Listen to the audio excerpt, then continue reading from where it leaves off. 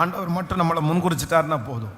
ஆமென். கர்த்தர் சீயோனை தெரிந்து கொண்டு, கர்த்தர் சீயோனை, சீயோன் அப்படின்றது யாரு?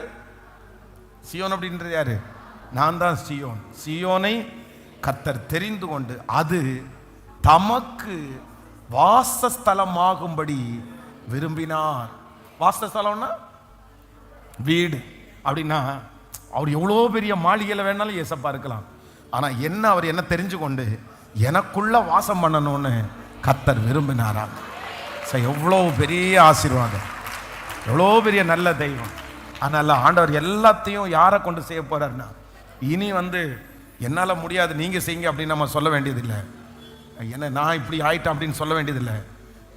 என் கை தானே நஷ்டப்பட்டுருச்சு, என் கை நஷ்டத்தை பார்த்துச்சுன்னா லாபத்தையும் பார்க்க வைக்கிறதுக்கு கர்த்தர் வாங்க. அல்லேலூயா. என்னை எப்படி வேணாலும் ஆண்டவரால் மாற்ற முடியும், என்னை எப்படி வேணாலும் ஆண்டவரால் பயன்படுத்த முடியும். உங்களை கொண்டு தான் கர்த்தர் செய்வேன் என்று வாக்கு கொடு. அல்லேலூயா. தகப்பனே, உங்கள் பிள்ளைகள் கொண்டு வந்திருக்கிற இந்த காணிக்கைகள், தசம பாகங்களை மனதார நான் ஆசீர்வதிக்கிறேன் ஆண்டவரே. இந்த மாதத்தில் இன்னும் இரண்டாவதாக இன்றைக்கும் வாக்குத்தத்தத்தோடு எங்கள் மத்தியில் கடந்து வந்தீர்களே, நான் உன்னை பலப்படுத்துவேன்னு நீங்கள் வாக்கு கொடுத்தீங்களே ஆண்டவரே, நன்றி.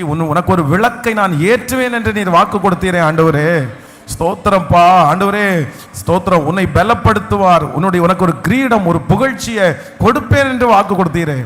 அந்த வார்த்தை அப்படியே நிறைவேறுவதாக உங்க கிருபை தாங்கட்டும். இயேசுவின் மூலம் பிதாவே, ஆமென். இந்த பாட்டையே பாடி